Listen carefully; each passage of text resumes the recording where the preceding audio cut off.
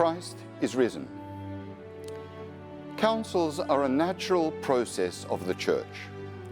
That means they are an ordinary, neither extraordinary nor exceptional expression of the Church.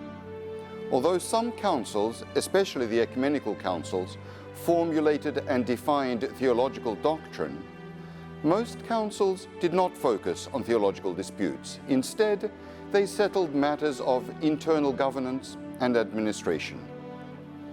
This is why one of the most important results of a church council is always a set of rules and regulations, what are known as the canons, and not necessarily any doctrines that it defines.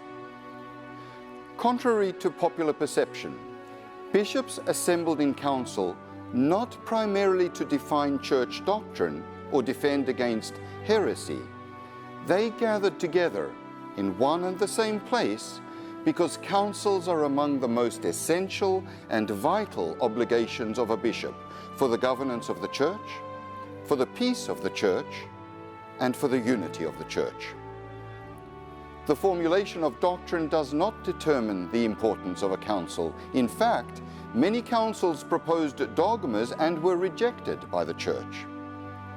And while it may be seductive, even compulsive, to look for heretics in today's world, the early Church has already done this.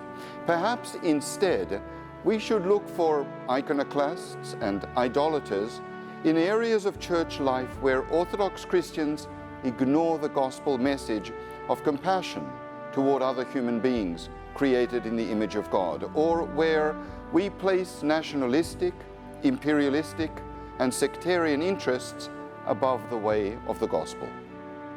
Thus, in broad terms, the agenda for this council includes the mission of the Orthodox Church in the contemporary world, the Orthodox diaspora, autonomy, the sacrament of marriage, the significance of fasting, and relations with the rest of the Christian world. To some, these topics may seem prosaic, even esoteric. However, they in fact deal with matters pertaining to the internal life of the Church, to relations among the Orthodox churches themselves, as well as to the role and responsibility of Orthodox Christianity in the contemporary world. So the significance of the Holy and Great Council cannot be overstated. The fact that all the autocephalous churches have agreed to meet and dialogue is itself an accomplishment of historic proportions.